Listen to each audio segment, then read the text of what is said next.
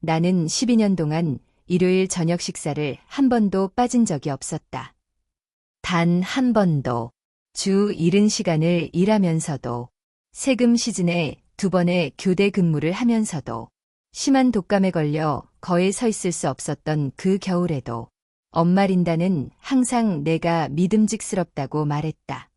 생일을 기억하고 디저트를 가져오고 항상 나타나는 딸이라고. 그날 저녁 나는 아직도 뜨거운 라자냐 접시를 조수석에 둔 채 부모님 집까지 40분을 운전했다.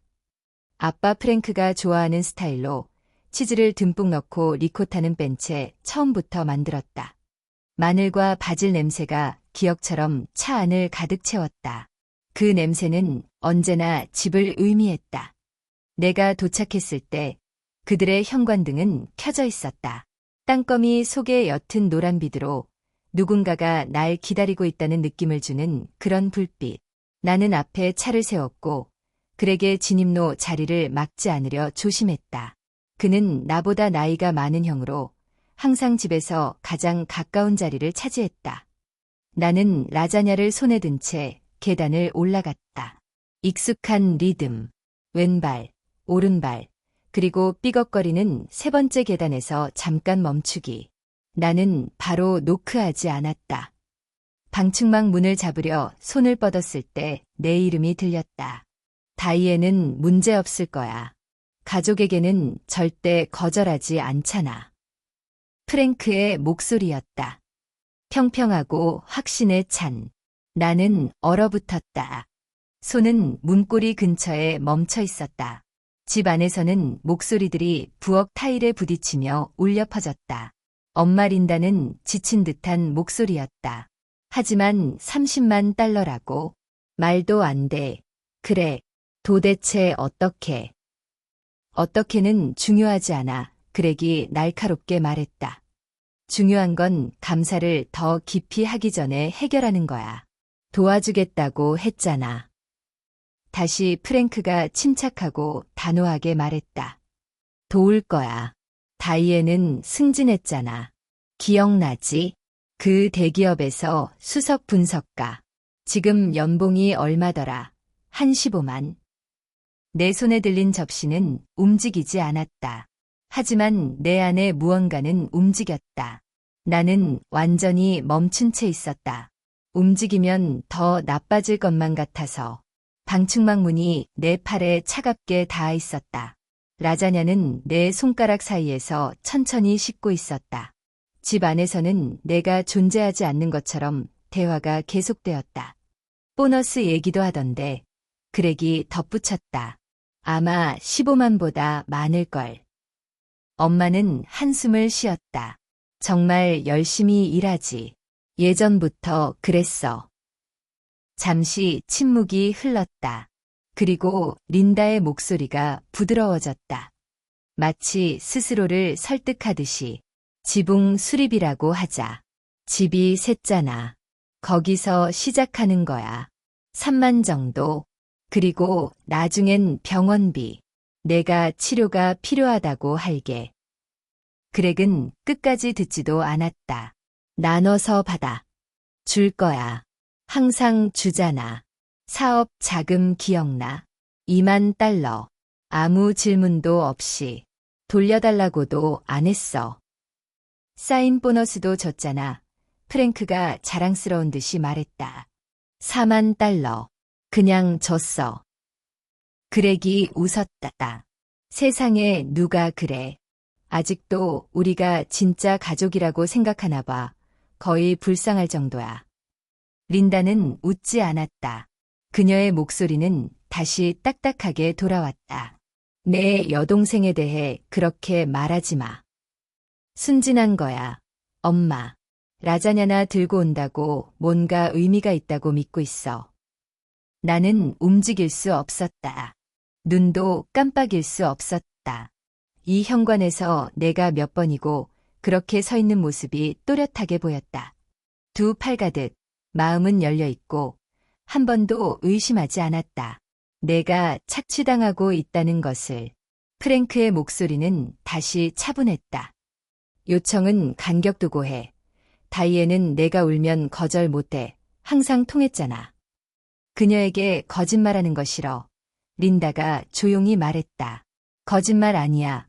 그렉이 말했다. 이건 가족이야. 그녀 돈은 가족 돈이지. 애도 없고 남편도 없고 도대체 돈 쓸 데가 어딨어. 그 아파트. 내가 모든 걸 쏟아부은 그 아파트. 공원이 보이고 현관문이 잠기는 내가 유일하게 내 것이라 부른 그곳. 괜찮을 거야. 프랭크가 말했다. 판결문처럼 단호하게. 항상 해결하잖아. 그게 그녀야. 다른 방법은 정말 없는 거야. 린다가 물었다. 그렉의 목소리가 낮아졌다. 세금 포탈이랑 사기로 연방 감옥에 가길 원하지 않는다면 없어. 이게 유일한 길이야. 변호사가 말하길 더 깊이 조사 들어가기 전에 갚으면 민사 처벌로 끝난대. 세금 포탈, 사기. 그렉, 친척이며 직장 동료며 슈퍼에서 만난 낯선 사람에게 자랑하던 바로 그 오빠. 그는 단순히 어려운 상황에 있는 게 아니었다. 그는 범죄자였고 그들은 그 대가를 나에게 지우려 하고 있었다. 나는 조심스럽게 문에서 물러섰다. 계단이 삐걱거리지 않게. 손은 땀으로 미끈거렸다. 접시가 거에 미끄러질 뻔했다. 나는 간신히 붙잡았다. 소리도 흔적도 없었다. 내가 들었다는 걸 절대 알게 해선 안 됐다. 나는 무너지지 않고 차까지 돌아갔다. 그게 내 스스로도 놀라웠다. 다리는 바닥에서 떨어진 것처럼 분리된 느낌이었고 나는 마치 인도 위를 떠다니는 듯했다. 라자냐는 내 무릎 위에 놓여 있었는데 더 이상 내가 이해할 수 없는 농담처럼 느껴졌다. 바로 출발하지 않았다. 그저 시동을 끄고 앉아 있었다. 여름 벌레 소리와 가끔 지나가는 차 소리를 들으면서 컵홀더에 있던 휴대폰이 진동했다. 린다에게서 문자. 어디야? 자기야. 저녁 다 됐어. 엄지손가락이 망설이며 공중에 떠 있었다. 그러다 문자를 쳤다. 미안해요. 회사에서 급하게 호출됐어요. 긴급 감사. 다음에 봐요. 3개의 점이 깜빡였다. 그러고 나서 답장이 왔다. 이런, 우리가 중요한 얘기할 게 있는데 기다릴 수 있을까? 말하려던 참이었겠지. 지붕 얘기. 계획대로. 미안. 엄마. 상사가 급하대. 사랑해요. 나는 집으로 가지 않았다. 아직은. 그냥 운전했다. 도시의 불빛, 주유소, 나를 모르는 장소들. 도착이 아니라 움직임이 필요했다. 마침내 아파트 차고에 도착했을 땐 라자냐는 식어 있었다. 나는 그것을 조수석에 두고 빈손으로 올라갔다. 안에서는 바로 불을 켜지 않았다. 창가에 서서 나뭇잎 그림자 사이로 스며드는 밤을 바라보았다. 그리고 내 안에서 무언가가 갈라지는 것을 느꼈다. 분노는 아니었다. 아직은. 그저 지친 듯한 명확함. 졸업한 해에 내가 4만 달러를 줬고 다시 저축할 때까지 라면과 싸구려 커피로 버텼다. 그에게 사업이 망했을 때는 2만 달러를 줬다. 그들이 돈이 빠듯하다고 했을 땐 결혼기념일 저녁값을 내가 냈다. 나는 단 한 번도 돈을 돌려달라고 한 적이 없었다. 그게 딸이 하는 일이라고, 좋은 여동생이 하는 일이라고, 가족이 하는 일이라고 생각했으니까. 하지만 이제는 예전엔 몰랐던 무언가를 깨달았다. 그들은 그것을 베풀므로 본 게 아니었다. 그들은 그것을 복종으로 본 것이었다. 잠자리에 들 즈음 머릿속에 하나의 계획이 떠오르기 시작했다. 조용하고 날카로운. 내가 알게 됐다는 사실은 말하지 않을 거다. 아직은. 다음 날 아침 커피를 내리지 않았다. 움직였다. 책상에 앉아 내가 가진 모든 계좌를 열었다. 당좌, 저축, 투자, 첫 직장에서 만든 오래된 400일 K까지. 모든 돈을 새로운 은행으로 이체했다. 부모가 모르는 은행으로 고객 서비스 센터에 전화를 걸어 사기 경보를 설정하고 내가 공유했던 모든 공동 접근 권한을 동결했다. 그 다음에는 모든 비밀번호를 바꿨다. 2단계 인증, 복구 질문, 전부. 휴대폰은 계속 울렸다. 엄마, 아빠, 그래, 나는 받지 않았다. 대신 상사 수잔 리처즈에게 이메일을 보냈다. 몇 분 시간 괜찮은지 물어보며 제목 줄은 단순하고 개인적이며 긴급했다. 수잔은 50대의 날카로운 여성이었다. 아이는 없었고 마치 불길을 하이힐 신고 지나온 사람처럼 강인한 인상이었다. 그녀의 사무실에 들어섰을 때 그녀는 웃지 않고 그저 의자를 가리켰다. 조언이 필요해요. 내가 말했다. 법률적인 건 아니고 아직은 아니에요. 그냥 개인적인 건데 제 업무에 영향을 줄 수도 있어요. 그녀는 고개를 끄덕였다. 말해봐. 나는 전부 말했다. 내가 엿들은 대화, 수년간 내가 건넨 돈, 그에게 사기, 그들이 세운 계획, 그리고 내가 세운 재정적으로 사라지는 계획. 그녀는 내내 들었다. 팔짱을 끼고 표정은 문단마다 점점 어두워졌다. 내가 말을 마쳤을 때 그녀는 앞으로 몸을 기울였다. 첫째, 그녀가 말했다. 당신은 대부분의 사람들보다 이 상황을 훨씬 잘 처리하고 있어요. 둘째, 변호사가 필요해요. 당신이 뭔가 잘못해서가 아니라 그들이 그걸 비틀어서 이용할 수도 있으니까. 셋째, 기록이 필요해요. 모든 돈, 모든 요구, 전부 문서화하세요. 나는 전날 밤 시작한 스프레드시트를 열었다. 5년치 이체 내역, 날짜, 금액, 그리고 여백에 적힌 메모들, 그에게 응급 상황, 엄마의 병원비 같은 것들. 수잔은 낮게 휘파람을 불었다. 이게 거의 20만 달러야.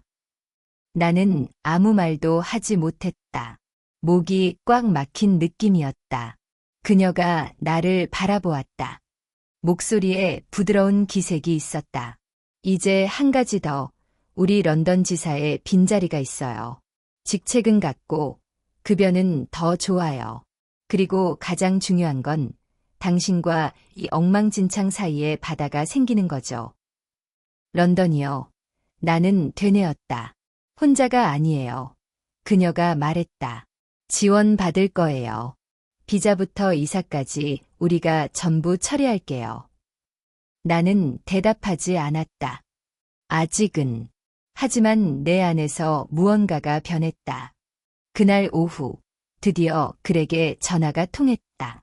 왜 받았는지는 모르겠다. 아마도 그가 이 상황을 어떻게 둘러댈지 듣고 싶었던 걸지도. 세상에, 다이앤, 어디 있었던 거야? 그가 말했다. 일하고 있었지. 나는 평평하게 말했다. 내가 왕족 돈이라고 비꼰 그 직장에서. 그게 무슨 뜻이야? 바쁘단 뜻이야. 무슨 일로 전화했어? 가족끼리 얘기 좀 해야 해. 내일 저녁 식사. 안 돼. 가족보다 더 중요한 약속이 있어. 나는 망설이지 않았다. 적어도 30만 달러를 훔칠 궁리 안 하는 사람들이랑 하는 약속이야. 전화기 너머로 침묵이 흘렀다. 무슨 말을 하는 거야? 그렉이 마침내 말했다. 세금 포탈, 사기, 그걸 내가 대신 갚게 하려던 거. 그는 웃었다. 너무 크고 너무 억지로 들었구나. 라자냐 들고 가던 중이었어. 내가 말했다. 가족 저녁 식사 기억나? 내가 멍청하게도 아직 믿고 있던 그 가족이라는 거. 다이앤, 들어봐. 그건 내가 생각하는 그런 게 아니야. 내가 생각한 그대로야. 그건 너희가 계획한 거였어. 울어야 한다면 울라고 말했지. 날 순진하다고 했고. 나 큰일 났어. 그럼 연방법을 어지럽히기 전에 생각했어야지. 진심으로 날 돈 때문에 감옥에 보내려는 거야. 너한텐 감당할 수 있는 돈이잖아. 나는 눈을 감았다. 나는 엄마 아빠에게 줬던 4만 달러를 감당할 수 없었다. 너에게 줬던 2만 달러도 감당할 수 없었다. 그 어느 것도 감당할 수 없었다. 하지만 나는 졌다. 가족이란 그런 거라고 믿었으니까. 무거운 침묵. 그는 거기서부터 어디로 가야 할지 몰랐던 듯했다. 제발이야. 그가 말했다. 다른 사람한테 빌어. 나는 전화를 끊었다. 문자 메시지가 즉시 쏟아졌다. 그렉에게서, 엄마에게서, 아빠에게서. 나는 잊지 않았다. 수요일, 사무실 로비에서 노크 소리가 났다. 린다였다. 내 기억보다 더 나이 들어 보였다. 머리는 흐트러졌고 눈은 빨갰다. 그녀는 초인종도 누르지 않고 경비를 지나쳐 엘리베이터 옆에 있는 나를 찾아왔다. 소피, 다이앤, 제발 나랑 얘기 좀 해줘. 나는 우리 회사의 대리석 로비에서 네이비색 블레이저와 하이힐을 신고 서 있었다. 그 사이 엄마는 아이처럼 울고 있었다. 외기해도 돼. 내가 말했다. 바로 여기서. 그녀는 움찔했다. 우리 좀 더 조용한 데로 갈 수는 없을까? 숫자 말고 그렉이 곤경에 처했어. 알아. 사기, 세금 포탈. 그가 실수했다고 했어. 하지만 그는 내 오빠야. 아니, 그는 당신 아들이야.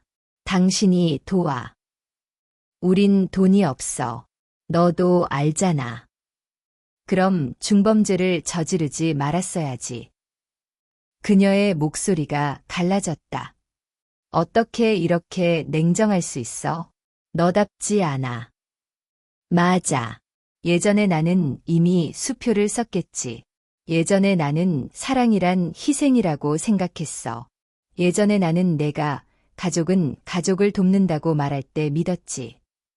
그녀는 고개를 들어 혼란스러운 얼굴로 나를 바라봤다. 무슨 말을 하는 거야? 내가 말하는 건 그 예전에 나는 당신 집 현관에서 죽었단 거야. 그 말에 그녀는 멈췄다. 그런 뜻 아니잖아. 나는 몸을 기울여 조용히 말했다. 내가 거절 안 할 거라고 했지. 세상이 어떻게 돌아가는지 내가 모른다고 했지. 내가 당신이 울면 녹는다고 했지. 이번엔 연기가 아니었다. 진짜 눈물, 진짜 두려움. 우린 절박했어. 아니, 당신들은 욕심이 많았던 거야. 그건 달라. 그녀가 손을 내밀었다. 나는 뒷걸음질 쳤다. 나는 그녀를 그 자리에 남겨두었다. 우리 회사 이름이 금색 글자로 새겨진 로비 한가운데. 뒤돌아보지 않았다. 목요일은 아무 일 없이 지나갔다. 전화도, 문자도, 갑작스러운 방문도 없었다. 잠시 나는 끝났다고 생각했다. 마침내 그들이 이해했다고.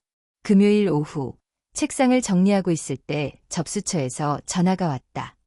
다이앤, 아래층의 법무팀에서 누가 왔어요. 서류를 전달하러 왔다고 해요. 송달인이라고 하네요. 나는 얼어붙었고 천천히 숨을 내쉬었다. 올리세요. 그는 마닐라 봉투를 내게 건넸다. 눈도 마주치지 않았고 아무 말도 없었다. 휘갈겨 쓴 이름 하나, 그리고 조용한 퇴장. 봉투 안에는 공식적인 고소장이 들어있었다. 부모님이 나를 고소한 것이었다. 수년 동안 내가 그들에게 줬던 돈이 대출이었다고 주장하면서 내가 이제 그 돈을 갚으라고 요구하고 있으며 연락을 끊은 것이 그들에게 정신적 고통과 재정적 불안을 야기했다고 했다. 터무니없었다. 너무 터무니없어서 책상에서 그 자리에서 웃음이 터져나왔다. 날카로운 웃음이 아니라 공허한 웃음. 믿음이 결국 포기하고 탈진이 그 자리를 차지할 때 나오는 그런 웃음. 그들은 단지 나에게 죄책감을 주려는 것이 아니었다. 나를 벌주려는 것이었다. 나는 수잔이 추천한 변호사, 캐롤 킴이라는 여성을 불렀다. 효율적이고 단도직입적인 사람이었다. 서류를 스캔해서 이메일로 보냈다. 그녀는 10분 만에 전화를 걸어왔다. 이건 소송거리도 안 돼요. 그녀가 말했다. 계약도 없고, 문서도 없고, 서면 합의도 없어요. 이게 대출이었다는 걸 입증할 어떤 증거도 없네요. 딱 교과서적인 괴롭힘입니다. 우리도 대응할 수 있나요? 내가 물었다. 손해배상, 정신적 고통, 명예훼손으로 역고소할 수 있어요. 나는 잠시 멈췄다. 그 생각이 마음에 들지 않았다. 아니요. 내가 말했다. 그들 돈이 필요한 게 아니에요. 그냥 사라졌으면 해요. 전화기 너머 긴 침묵. 그리고 캐롤이 말했다. 이해했습니다. 나는 폴더를 닫고 서랍에 넣은 뒤 잠갔다. 그 주말 나는 짐을 싸기 시작했다. 단지 런던을 위한 게 아니었다. 하이힐 수표장으로만 나를 보는 사람들과 함께하지 않을 삶을 위한 짐. 이삿짐은 화요일로 예약되어 있었다. 주말 내내 나는 상자에 물건들을 담았다. 한때 영원히 간직할 거라 생각했던 물건들. 엄마의 손글씨가 적힌 여백의 요리책들. 내가 카메라 뒤에 있었던 명절 사진들.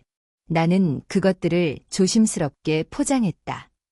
그러고는 대부분 두고 갔다. 일요일 아침, 그렉에게서 다시 전화가 왔다. 모르는 번호였다. 별 생각 없이 받았다. 진짜 나 감옥 가게 둘 거야.